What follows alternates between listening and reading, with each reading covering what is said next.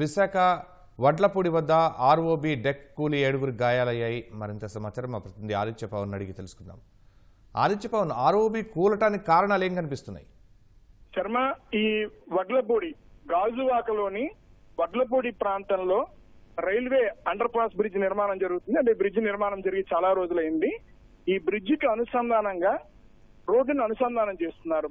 Industrial ఏరియాలో ఉన్నటువంటి auto Nagar మరియు దువాడ ప్రాంతానికి వెళ్లేటువంటి మార్గంలో ఈ రైల్వే బ్రిడ్జ్ ఉంది.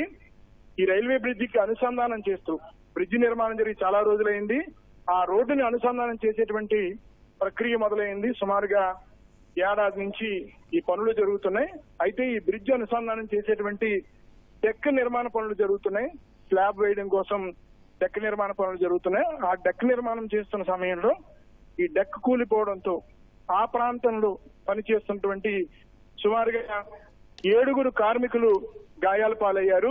వారి పేర్లు భుజేశ్వర్, బోస్, అజిత్, దినేష్, తుషార్, ప్రతాప్, ఉదయ్ అనే పేర్లుగా గుర్తించారు. గాయపడిన వారిని సమీపంలో ఉన్నటువంటి కిమ్స్ ఆసుపత్రికి తరలించారు. అక్కడ చికిత్స అందిస్తున్నారు.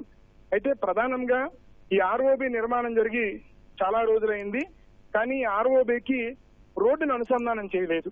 ఈ రోడ్డు అనుసంధానం చేయడం వల్ల ఆటో నగరం నుంచి దువ్వాడ వైపు వెళ్ళడానికి, అంటే విశాఖ నగరం నుంచి దువ్వాడ వెళ్ళడానికి దూరం తగ్గిపోయే అవకాశం ఉంది. ఎందుకంటే ఇక్కడ స్టీల్ ప్లాంట్ వెళ్లేటువంటి రైల్వే లైన్ ఉంటుంది.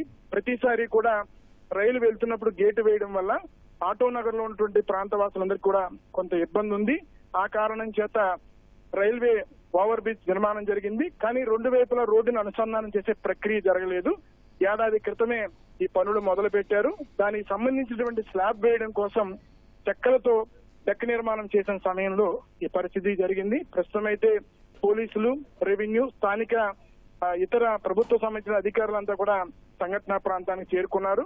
క్షతగాతులందరూ కూడా మెరుగైన వైద్యాన్ని కిమ్స్ లో అందిస్తున్నారు. శర్మ, ధన్యవాదాలు ఆదిత్య పవన్.